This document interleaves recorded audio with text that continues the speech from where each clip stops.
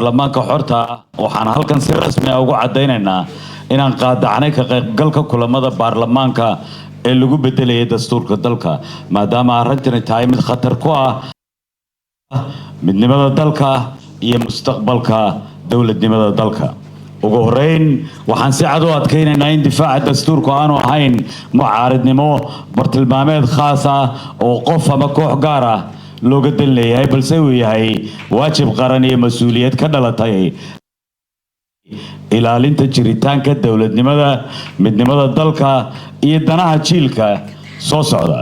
dastuurka federaalka ku meel gaar taasoo macnaheedu yahay inaan heshiis buuxa laga gaarin qodobada aasaaska u ah federalismka oo ay kow ka tahay qeexidda iyo kala qaybinta awoodaha laba khayraadka dabiiciga ah saddex qoondeynta dakhliga kaalmada dibadda xiriirka u dhaxeeya federaalka iyo maamul goboleedyada.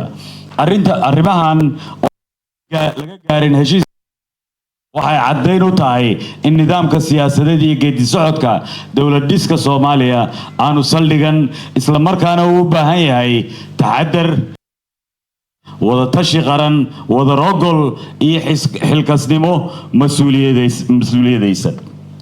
dhamaystirka dastuurka iyo ka doodista qodobada xasaasiga waxay u baahan yihiin jawi ay ka muuqato kalsooni is-aaminaad daacadnimo siyaasadeed iyo sharciyad maamul oo buuxda. nasiib darro maanta oo aynu joogno intaasoo shay midna ma jiro. waxa kala qaybsamay guddiga la socodka iyo hirgelinta dib u eegista dastuurka.